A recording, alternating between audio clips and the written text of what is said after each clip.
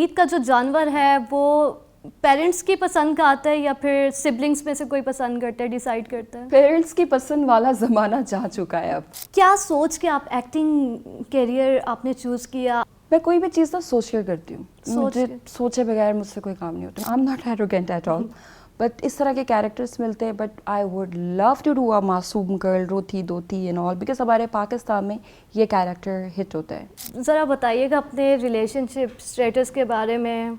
Single, मेरे ख्याल से मेरी उंगली खाली है। आप एक बड़ी सी लैंड क्रूजर लेके अपने रिश्तेदारों के घर जाओ, कहेंगे पता नहीं कितों पैसा आ रहा है। पंजाब में तो ये लैंग्वेज यूज़ होती है, पता नहीं कितों पैसा आ रहा है। अस्सलाम वालेकुम एवरीवन, मैं हूँ आयशा फारूक और आप देख रहे हैं एबीएन डिजिटल। सबसे पहले मेरी तरफ से और एबीएन डिजिटल की टीम की तरफ से देखने और सुनने वालों को ईद की बहुत बहुत खुशियाँ मुबारक हो। और साथ ही साथ आज का ईद स्पेशल पॉडकास्ट बहुत ही स्पेशल होने जा रहा है, क्योंकि आज हमारे साथ जो पर्सनैलिटी मौजूद हैं उन्होंने ना सिर्फ एक्टिंग में बल्कि स्टाइल और कॉन्फिडेंस की वजह से भी लोगों के दिलों पर राज किया है। और साथ ही साथ अगर बात की जाए उनकी हार्ड वर्किंग की, तो उन्होंने अपनी हार्ड वर्किंग के थ्रू इंडस्ट्री में एक ख़ास मकाम हासिल किया। आज हम उनसे बात करेंगे उनके पर्सनल लाइफ के बारे में, उनकी स्ट्रगल्स के बारे में और भी बहुत चटपटी सी उनसे बातचीत करेंगे। सो प्लीज़ वेलकम और pretty gorgeous and super talented guest Yusra ज़ेब Khan. Thank you very much. अस्सलाम वालेकुम युसरा। बिस्मिल्लाहिर्रहमानिर्रहीम, अस्सलाम वालेकुम। ईद मुबारक आपको। खैर मुबारक, आपको भी ईद मुबारक। अच्छा युसरा, सबसे पहले अगर बात की जाए ईद के हवाले से, तो आप अपनी ईद कैसे सेलिब्रेट करती हैं? बकरा ईद तो मुझे लगता है हम सब इंक्लूडेड यू मी गोश्त खाकर करते हैं। एग्जैक्टली। कलेजी के बगैर हमारी ईद मुकम्मल नहीं होती। स्टार्ट इनफैक्ट मैं कहूँगी कि जब सुबह उठते हैं इंतज़ार यही रहता है कि कुर्बानी हो जाए और हमें कलेजी खाने को मिल जाए। बट साथ ही एक टेंशन और एक थोड़ी सी स्ट्रेस होती है कि वो जानवर जिसकी हम पिछले कई दिनों से, कुछ लोग तो महीनों से कर रहे होते हैं देखभाल, खिदमत, मैं कहूँगी जिसकी खिदमत कर रहे हो, तो उसको ज़िबा करके खाना, तो वो थोड़ा सा जो सॉफ्ट हार्टेड लोग होते हैं, स्पेशली मेरे घर में भी ऐसे बहुत सारे अफराद हैं, स्पेशली मेरी छोटी बहन, कि हम वेट कर रहे होते हैं कलेजी का, और वो बंदी जो रोना शुरू करती है कुर्बानी से 1 घंटे पहले से और कई घंटे रोती रहती है। तो स्टार्ट हमारा बेसिकली जैसे छोटी ईद पर फिरने से होता है, खीर से होता है, बकरा ईद पर गोश्त से होता है। और ईद का जो जानवर है वो पेरेंट्स की पसंद का आता है या फिर सिबलिंग्स में से कोई पसंद करता है, डिसाइड करता है? पेरेंट्स की पसंद वाला ज़माना जा चुका है अब जो होता है वो हम बहन भाई, मेरे ख्याल से हर फैमिली में ही अब जितने बच्चे होते हैं, औलादें होती हैं पेरेंट्स की, वही डिसाइड कर रही होती है कि कौन सा जानवर लाना। और मुझे ये लगता है जो आजकल अजीब टाइप का ट्रेंड चल रहा है, पहले हम कुर्बानी करते तो कुर्बानी के लिए, अब हम कुर्बानी करते हैं हम show off. Exactly, because real ज़िंदगी ख़त्म हो चुकी है, रील की ज़िंदगी चल रही है। हर बंदे की रील की लाइफ है, हर बंदे की इंस्टाग्राम की, सोशल मीडिया की लाइफ है। तो हर बंदा दिखावा कर रहा है कि मेरा बड़ा जानवर आया है। मेरे भाइयों में भी इनफैक्ट कि मामा मेरे दोस्त का जानवर इतना बड़ा आया है, इतने लाख का आया है। जेनजीज का टाइम है ना। Gen Zs are so curious personalities, इन जैसे आज तक जनरेशन नहीं आई है, आई मस्ट से दैट।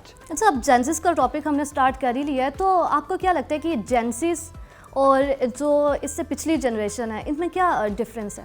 बहुत बड़ा डिफरेंस है। मुझे लगता है जो जेनजी से पहले थे, जन वाई में जिन्हें कहते हैं, उन जैसे तहम्मुल आखिरी वो हम ही पीढ़ी रह गए। मैं अपने आप I am Gen Y by the, way I am Gen. Z Gen Zs are, you can understand मैं जो कहने वाली हूँ, you guys are so impulsive. आप लोगों के अंदर वो पेशेंस नहीं है, वो जो मुझे लगता है हमारे बाद अब आने वाली जितनी अल्फ़ा है, बीटा हैं, और भी जो जनरेशन्स आएंगी, उनके अंदर वो हमारे वाला तहम्मुल या हमारी जनरेशन तक जो रह गया वो अब नहीं होगा। They are so impulsive. I think we are super depressed. You guys are हर बार एज क्या है, जेनजीज आर लाइक कितनी छोटी एज है, बट एंजाइटी होती है। I can't believe that. Anxiety हमें अब जाके पता चला है what is anxiety. But Gen Z's, मेरा छोटा भाई की is 14 years old almost, नवंबर में होगा, अभी 14 का भी नहीं है। And he is always like कि आप ही मुझे एंजाइटी हो रही है, लिटरली उसको होती है, वो प्रिटेंड नहीं करवाता है। What do you think anxiety क्यों हो रही है जेनजीज को? बिकॉज इम्पल्सिव है, उनके अंदर पेशेंस नहीं है, उनको व्हाट दे थिंक उनको फ़ौरन चाहिए इंस्टेंटली, चाहे वो लव हो, चाहे वो कोई मटेरियल हो, या फिर उनको फेम। स्पेशली जो ये जो ट्रेंड चल गया है, सोशल मीडिया ने बहुत अवेयरनेस दी है, बहुत अच्छी पॉजिटिव उसकी राइट्स भी हैं जो हमें मिल रहे हैं। फॉर एग्ज़ाम्पल जो बहुत सारी चीज़ें थी जो दुनिया से छुप जाती थी और बहुत सारी ऐसी चीज़ें हादसात हो जाया करते थे, बट एक साइड जो अदर एंड पे मैं देखती हूँ नेगेटिव जो इसका इम्प्रेशन पड़ा है, जो हमारी न्यू जनरेशन पर जेन ज़ी जिसका शिकार सबसे ज़्यादा हुई है, वो ये कि हर बंदा रील की ज़िंदगी जी रहा है। जिस दिन आप रियल ज़िंदगी जीना शुरू हो जाएंगे ना, तो आप इम्पल्सिव होना छोड़ देंगे, आपके अंदर एक तहम्मुल आ जाएगा। एक मुझे यही लगता है कि बेसिकली एक्चुअली ये इंटरनेट ने और सोशल मीडिया ने जनरेशन तबाह कर दिया। I agree with you.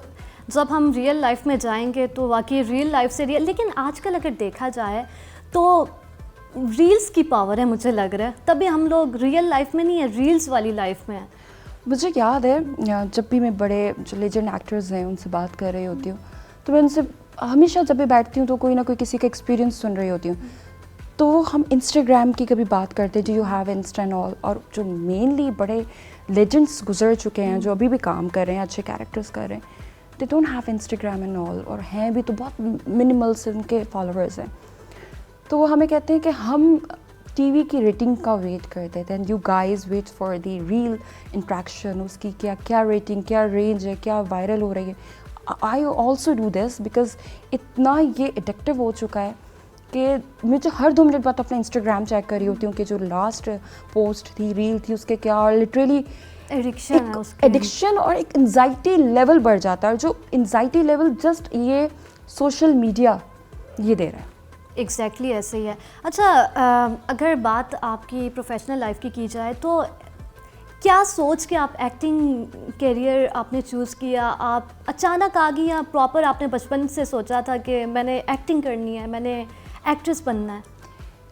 मैं कोई भी चीज़ ना सोच कर करती हूँ, मुझे सोचे बगैर मुझसे कोई काम नहीं होता। मुझे लगता है कि हर चीज़ के पीछे आपकी बहुत वर्किंग होनी चाहिए, आपको अपना वर्क करना चाहिए, आपको अपना उसके ऊपर जितनी भी एग्जैक्टली फॉर एग्जांपल अगर मैं कोई प्रोजेक्ट करती हूँ तो पहले वो प्रोजेक्ट समझने के लिए उससे रिलेटेड मैं चीज़ें सर्च करती हूँ, उसके बारे में पढ़ती हूँ, उस कैरेक्टर को देखती हूँ कि अगर सिमिलर कैरेक्टर किसी ने किया हुआ है। बट अगर एक्टिंग में आने की बात है और एक्ट्रेस बनने की बात है तो मैं बचपन से यही बनना चाहती थी। इम्प्रेसिव। और ऐसा मुझे लगता नहीं है कि बहुत बहुत कम और बहुत मुझे लगता है आई एम सो लकी कि जो मैंने सोचा वही मैंने चूज़ किया और उसी में मैं आगे बढ़ रही हूँ, और इंशाल्लाह मज़ीद आगे वो इतना बड़ा रास्ता ये कि कभी ख़त्म नहीं होता ये। अदरवाइज हम लोग सुनते हैं मोस्टली इंडस्ट्री के बहुत बड़े बड़े नाम हैं जो ये कहते हैं कि सोच समझ के नहीं आए थे, बस आ गए थे, मजबूरी थी, ये था वो था। मजबूर लोग वैसे जल्दी आगे बढ़ते हैं, मैंने नोट किया है, क्योंकि वो कोई मजबूर होते हैं। कोई एक बता दें। बहुत सारे ऐसे नाम हैं, मैं नाम नहीं लूँगी, बहुत सारे आप ऐसे हिंट दे दें हमारी ऑडियंस को। मजबूर लोग वो हैं, देखें, जो एक रील लगाएं और रातों रात वो वायरल हो जाए, फिर वो लकी भी है। प्लस कुछ आप एक चीज़ मैंने नोट की इस इंडस्ट्री में, जो गरीब घर से आएगा, जो थोड़े लोअर मिडिल क्लास बैकग्राउंड से आएगा, उसको काम भी ज़्यादा मिलेगा, उसको मीडिया में जल्दी नाम भी मिलेगा। ऑफ कोर्स जब काम मिलेगा तो नाम मिलेगा। उसके क्या रीज़न है? वो तर्स खा के काम दे देते हैं या फिर उनका टैलेंट है? नहीं, हमारे मुल्क का और हमारे माशरे का अलमिया ये है कि कोई मजबूर हो तो उसकी मजबूरी का फ़ायदा उठा लो। तो जो थोड़े स्ट्रॉन्ग बैकग्राउंड से आता है उनका तो कोई फ़ायदा उठा नहीं सकता। Industry okay. जो थोड़ी उस तरह के बैक जिनकी मजबूरी होती है, for example if this work is my bread and butter, तो मुझे पता है I have to do this for my चूल्हा जो भी घर पे चला रहे हैं, तो फिर तो मुझे मजबूर हूँ, मुझे कैरेक्टर जैसा मिले, किसी के साथ फ्रैंक होके मिले, किसी के साथ रूड होके मिले, तो मुझे करना है। बट मुझे पता है ये चीज़ मेरा घर नहीं चला रही, मेरा घर का सिस्टम ऑलरेडी है और ये मेरा शौक़ है, तो फिर तो आपकी मैं 4 बातें के 1 बात भी नहीं सुनूंगी, और जब मैं मजबूर होंगी तो मैं आपकी 10 भी सुनूंगी। This is something. अच्छा युसरा, लाजमी बात है जब इनिशियल स्टेज होता है तो स्ट्रगल तो हर इंसान करता है, तो आपको कितनी स्ट्रगल करनी पड़ी है? I am still struggling bye by वे, क्योंकि मैंने आपको ये बताया नहीं, इतनी ये वो खाई है, ये वो समंदर है कि आप जितना डीप जाते जाएंगे आप उतना गहराई में और मज़ीद। मैंने एक बार स्कूबा डाइविंग की थी तो आई वाज लाइक बिल्कुल उसके बेस पे थे। मैंने पूछा था इससे नीचे जा सकते हैं, उन्होंने कहा जा सकते हैं, डीप सी आगे। तो ये उस तरह का समंदर है, आप ये नेवर एंडिंग समंदर है। लॉलीवुड में हिट हो जाते हैं, आपकी कोशिश होती है कि आप दूसरी इंडस्ट्री में कदम रखें, आपको बाहर से अप्रोच हो चीज़ें, और हमारी बहुत इंडस्ट्री की लड़कियां लड़के कर रहे हैं। बहुत सारे लोगों ने जाके बॉलीवुड में काम किया, महविश हयात ने हॉलीवुड में जाके काम किया, माहिरा खान ने तो हॉलीवुड में नहीं किया बट बॉलीवुड में ऑफ कोर्स किया, बट महविश हयात ने जाके हॉलीवुड में काम किया। तो हमारी पाकिस्तानी इंडस्ट्री के प्राउड है। अच्छा मुझे ये बताइएगा कि आप ना सिर्फ एक्टर हैं बल्कि आप मॉडल भी हैं, दोनों में से ज़्यादा चैलेंजिंग क्या है? एक्टिंग तो हमेशा चैलेंजिंग होती है, बिकॉज अगर आपका कोई कैरेक्टर ऐसा है कि जिसमें आप कोई कॉमेडी प्ले कर रहे हैं, तो अब आपके घर पे क्या है या आपकी पर्सनल लाइफ में क्या है या आपकी तबीयत कैसी है, you have to play that character. वो आपको कैरेक्टर प्ले करना, और इस तरह मेरे साथ हुआ भी है। और अगर आप एक्साइटेड हैं, आप खुश हैं, आपकी ज़िंदगी में बहुत एक्साइटमेंट्स चल रही है और आपको कोई रोने धोने वाला कैरेक्टर करना है, आपको करना है। आपको कोई एक्टिंग हमेशा से आप पे प्रेशर भी देती है, जितने मर्ज़ी आप अच्छे एक्टर हो, जितने मर्ज़ी आप पुराने एक्टर हो, क्योंकि एक्टिंग एक वो चीज़ है कि आप जितनी मर्ज़ी करें उसके अंदर हमेशा निखार आता जाता है। तो मॉडलिंग इज़ समथिंग बहुत शॉर्ट टर्म के लिए होती है, उसमें टाइम टेकन भी नहीं होता और इतनी मुश्किल भी नहीं है। एक्टिंग में आपका फेस जो कैमरा पे बिल्कुल फ्रंट होता है, एक्सप्रेशंस देने पड़ते हैं, एक्सप्रेशंस प्लस आपकी हेल्थ, आपको एक एक चीज़ सोच समझ कर खानी पड़ रही होती है। आपको एक्चुअली बेसिकली एक्टिंग जो एक्टर्स करना चाहते हैं या जो लोग आना चाहते हैं, उनको मैं एक चीज़ ये ज़रूर कहूँगी कि आपको अपना आप साइड में रखना पड़ता है। आपको जब आप इंडस्ट्री में आ चुके, आप एक्टर बन चुके, तो आपको हर वक्त एक्टर रहना पड़ता है। चाहे आप पर्सनल लाइफ में हो तो आपको कहीं ना कहीं आप नेचुरली कैरेक्टर में आपको कैरेक्टर में रहना पड़ता है, और रहते हैं जो वाकई एक्टर्स हैं। मैं एक बार रणधीर कपूर का एक इंटरव्यू देख रही थी, नहीं रणवीर सिंह का, तो वो बता रहे थे कि वो कोई एक मूवी कर रहे थे, वो कोई 2 महीने के लिए या 3 महीने के लिए एक होटल के रूम में जाके लॉक कर लिया था, उस कैरेक्टर में रहे, और उस फिल्म के शूट होने के कई अरसे तक वो उस कैरेक्टर में ही रहे। तो कुछ कैरेक्टर्स, कभी कभी ऐसे कैरेक्टर्स मिल जाते हैं कि वो कैरेक्टर ख़त्म हो जाए लेकिन फिर भी उसकी इतनी प्रैक्टिस हो जाती है कि वो इंसान उसमें ही होता है। मुझे एक बार एक कैरेक्टर मिला था, बहुत रूड किस्म की वाइफ होती है तो बेसिकली उस कैरेक्टर को मुझे याद है कि वो मेरा एक्चुअली एक टाइम पीरियड ऐसा आया था कि उस पर मेरा वो कैरेक्टर नेचुरली था, और वो एक मेरी मीटिंग हुई किसी प्रोजेक्ट के लिए, और वो प्रोजेक्ट मुझे नहीं मिला, लेकिन वो प्रोजेक्ट मिल गया जो मेरा एक्चुअली एक नेचर चल रहा था। तो कभी कभी लोग आपके रियल कैरेक्टर को भी देख के आपके लिए कैरेक्टर निकाल लेते हैं। एग्जैक्टली ऐसा ही है, क्योंकि पता चल जाता है कौन सा कैरेक्टर बेटर कर सकता है। लेकिन आपको पर्सनली कौन सा कैरेक्टर ज़्यादा पसंद है? आप क्या चाहती हैं कि आप नेगेटिव रोल्स ज़्यादा अच्छे से कर पाएंगी, पॉजिटिव, और कुछ होता है कुछ एक्ट्रेसेस थोड़ा मासूम टाइप रोल्स ज़्यादा बेहतर तरह से कर सकती हैं, तो आपको कौन सा पसंद है? पसंद तो मुझे ऑफ कोर्स पॉजिटिव है, because I am a positive person, but मिलते मुझे थोड़े वेस्टर्न कैरेक्टर्स हैं। कोई लड़की बाहर से आई है और थोड़ी एरोगेंट है, I am not arrogant at all, but इस तरह के कैरेक्टर्स मिलते हैं। But I would love to do a मासूम गर्ल, रोती धोती एंड ऑल, बिकॉज हमारे पाकिस्तान में ये कैरेक्टर हिट होता है, ड्रामास में स्पेशली। अच्छा युसरा, कोई ऐसा मोमेंट आया हो जब आपको लगा हो कि बस मुझे गिव अप करना चाहिए? कभी ऐसे फील हुआ है कि बस थक गई हूँ, नहीं हो रहा, जो मैं हासिल करना चाह रही हूँ नहीं मिल रहा, ऐसे कभी फील हुआ है? मुझे लगता है मैं वो काम करती नहीं हूँ जो मुझे हासिल ना हो सकता हो या मैं मुकम्मल नहीं कर सकती, बिकॉज मैं सोचती हूँ, एक प्लानिंग होती है मेरे पीछे।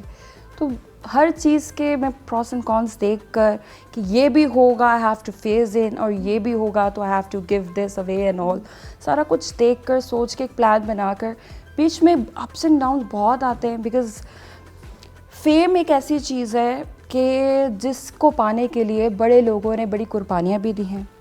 फेम एक ऐसी चीज़ है जिसके लिए लोग आउट ऑफ द वे भी गए हैं। जाते हैं। फेम एक ऐसी चीज़ है कि बड़े बड़े लोगों ने अपनी फैमिलीज़ छोड़ दी हैं, अपने रिलेशंस छोड़ दिए हैं, बीवियों ने अपने शौहर, शौहरों ने अपनी बीवी, बच्चे, सब ये फेम और ये समथिंग। इंडस्ट्री में ये बहुत ज़्यादा ट्रेंड नहीं बन गया? किसी की डाइवोर्स हो रही है, कोई किसी के साथ शादी कर रहा है, ब्रेकअप्स हो रहे हैं, ये ट्रेंड मुझे लग रहा है कि हमारी इंटरटेनमेंट इंडस्ट्री का ये ट्रेंड है।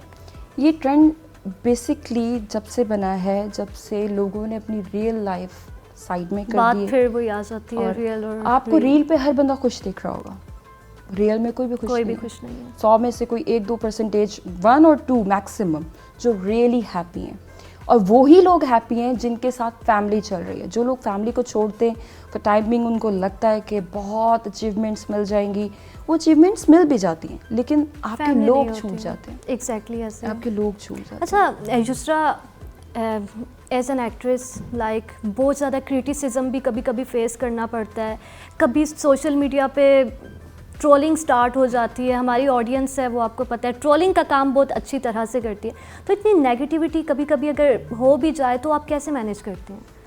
मैं कोशिश करती हूँ जब नेगेटिविटी चल रही हो मेरे खिलाफ तो कुछ भी पॉजिटिव काम कर दूँ, ताकि वो एटलीस्ट वो जो नेगेटिव चीज़ होती है वो ज़्यादा फेम देती है। उसी के दौरान ये एक वाकई स्ट्रेटजी है, मैंने नोट किया है कि कोई चीज़ किसी भी बैड उस पर जा रही हो ना, आप उसी टाइम पे कुछ अच्छा कर दें, ताकि एक मैटर जब भी हाईलाइट होता है ना, उसको दबाने के लिए दूसरा मैटर निकालना पड़ता है। तो चाहे वो आप कर दें या फिर कोई और उस चीज़ का फ़ायदा उठा ले, इससे बेहतर है आप खुद फ़ायदा उठा लें, अपनी ही बदनामी का खुद फ़ायदा उठाकर अपने आप को कामयाब कर दें, अपना नाम बना लें। और ऐसा होता भी है और हुआ भी है इनफैक्ट, कि मुझे लगा कि बहुत सारी चीज़ें मेरे ख़िलाफ़ जा रही हैं, तो मुझे किसी ने बहुत अच्छा मशवरा दिया, मैं ब्रांड एम्बेसडर ऑफ पाक ब्रिटिश, उन्होंने मुझे कहा, उन्होंने कहा दिस इज़ द टाइम, दूसरा बना दो रील अपनी और तुम इस चीज़ को प्रमोट कर दो and you will get a success of जो भी तुम ये बनाओगी। और वाकई ऐसा हुआ। तो हमेशा जो चीज़ आपको ऊपर लेके जा रही होती है भले नेगेटिव में, तो आप उसमें कोई अच्छा काम कर दें। आप अच्छाई कर रहे हो, आप एक बुरी चीज़ करें, लोग आपकी अच्छाई भूल जाते हैं। और वैसे भी युसरा, ये एक कहावत है कि आसमान में बहुत ज़्यादा परिंदे उड़ते हैं, उन्हें कोई नोट नहीं करता। जब एक डिफरेंट आ जाता है ना, उसको लोग नोट करते हैं, उससे देखते हैं। तो मतलब अगर हमें नोट किया जा रहा है तो लाज़मी बात है कि कुछ है। एक बहुत अच्छे दोस्त थे, उन्होंने बड़ी अच्छी बात बताई थी एंड आई लव दैट। और मैं इस बात पे, जब मैं अच्छी बातों को पिक करती हूँ तो अपनी लाइफ में मैं उसको लेसन बना लेती हूँ, अपनी डायरी में उसको अपनी दिल की डायरी में लिख लेती हूँ स्पेशली। उन्होंने मुझे कहा था कि हम सोचते हैं लोग क्या कहेंगे। कुछ किसी की एग्जाम्पल दे के कही थी कि एक शख्स होता है, वो सोचता है कि मैं ऐसा करूँगा, ऐसा पहनूंगा या ऐसा करूँगा तो लोग क्या कहेंगे। 30 साल की उम्र तक उसको ये लगता है। 30 के बाद 40, 45, 50 तक जाता है तो उसको लगता है कि चलो जो भी कहें लोग ठीक है, I have to do this. But 60 साल की उम्र ऑलमोस्ट उसकी ज़िंदगी तो गुजर गई, जवानी तो गुजर गई। उसमें उसे पता चलता है कि भाई लोग तो मेरे बारे में सोच ही नहीं रहे थे, लोग क्या कहेंगे। जस्ट ये हम सोच रहे कि लोग क्या कहेंगे। लोग जो भी कहें, we don't give a damn. आपने जिसको जवाब ऊपर जाके देना है वो आपको हर वक्त देख रहा है, छुपे हुए भी है तब भी, वो क्या कहेगा।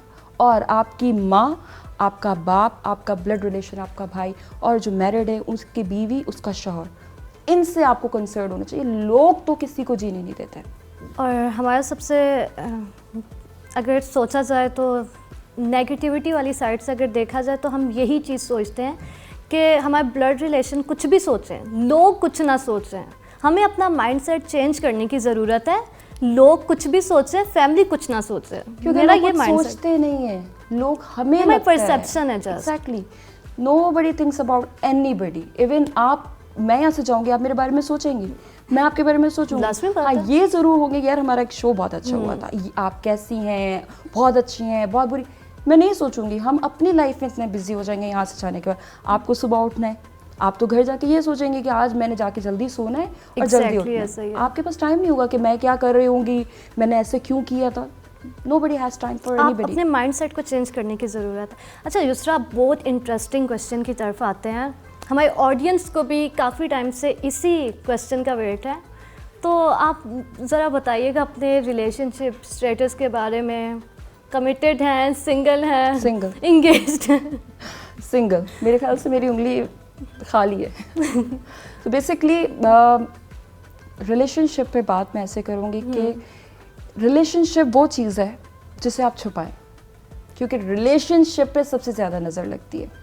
आप बिलीव करती हैं इस आई चीज़ पे? डू बिलीव ऑन नजरे बद पे तो मैं इतना पुख्ता यकीन रखती हूँ कि जितना मैं अपने जिंदा होने पे इस वक्त कभी यकीन कोई रखती ऐसा इंसिडेंट हुआ आपके साथ? हूँ। बहुत नजरे बद ने मेरे फादर की व्हेन ही पैस्ड अवे बिल्कुल ठीक थे, ऑल ऑफ सडन उससे 2 दिन पहले हमारे घर पे एक इवेंट था, तो उसके 2 दिन बाद all of sudden dad he नहीं है घर में, दुनिया में। तो वो एक नज़र थी।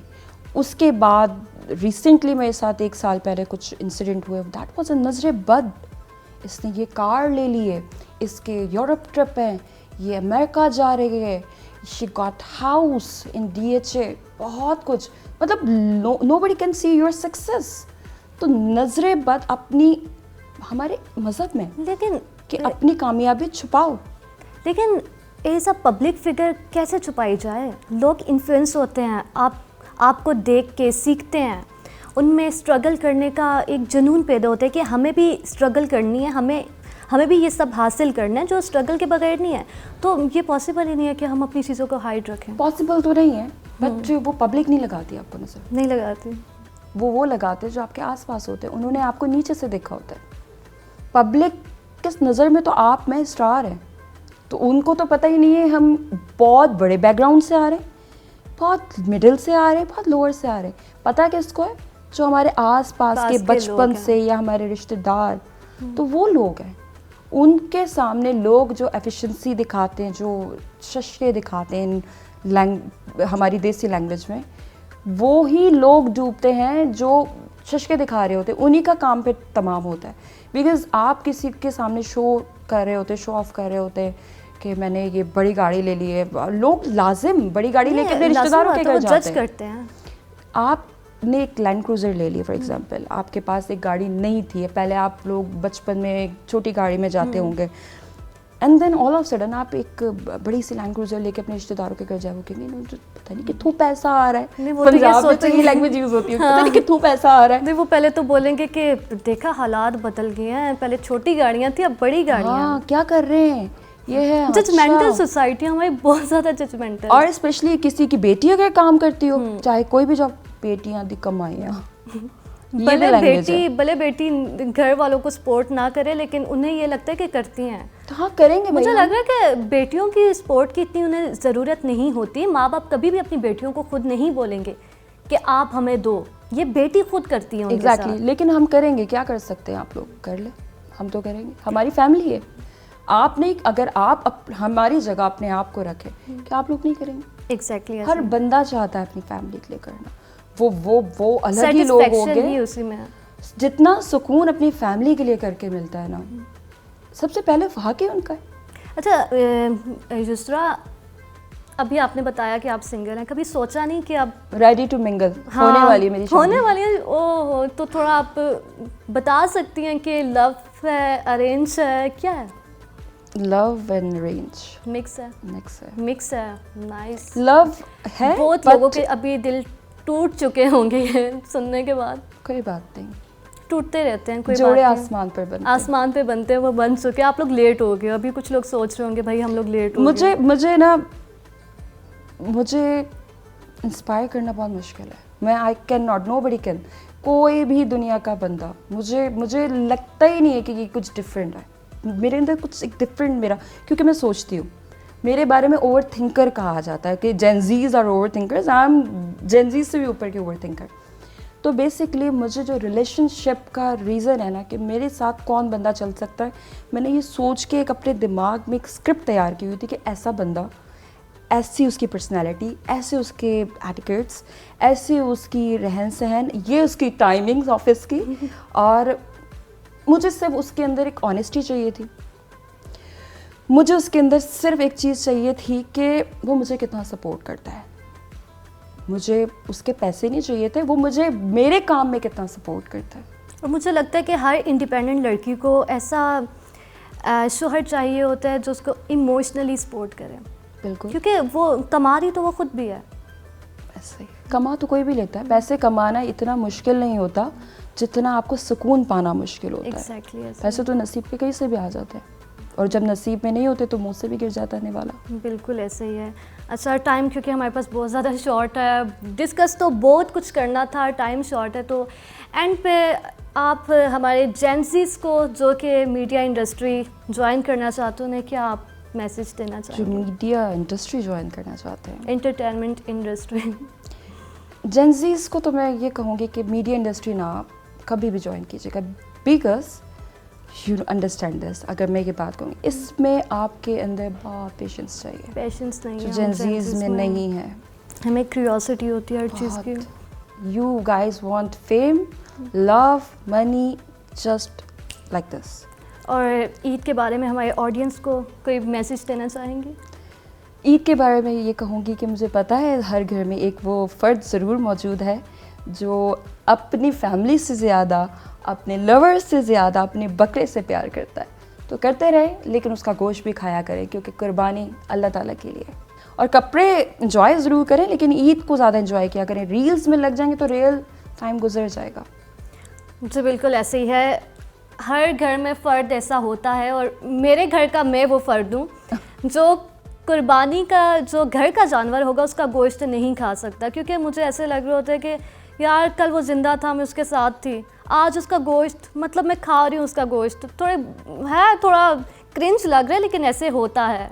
और बाकी करके खाती हूँ, और मैं नहीं खा सकती। बाकी हमारी जितनी भी ऑडियंस है, आई होप वो आज के दिन अपने करीबी रिश्तेदारों के साथ ईद मिलेंगे, अपने प्यारों के साथ ईद स्पेंड करेंगे। और मैं अपनी तरफ से अपने ऑडियंस को एक छोटा सा एक मैसेज देना चाहूँगी कि ईद वो दिन होता है जब हर रिश्ते को जो है ना नाराज़गी भुला के अपनाना चाहिए। हर इंसान के लिए दरवाज़े खुले होने चाहिए, और क्योंकि ये बकरा ईद है तो इसमें उन लोगों को कभी भी मत भूलिएगा जिनके घरों में साल हर साल गोश्त का एक लोथड़ा भी नहीं आता। तो ये ईद सिर्फ अपने फ्रिजों के लिए नहीं होनी चाहिए, बल्कि अपने इर्द गिर्द जितने भी लोग हैं उनको वहाँ तक जाना चाहिए जहाँ तक जा सकता है। तो उन लोगों को कभी भी मत भूलिएगा। बाकी मेरी तरफ से, युसरा की तरफ से एक बार फिर आप सबको ईद बहुत बहुत मुबारक। तब तक के लिए खुदा हाफिज़।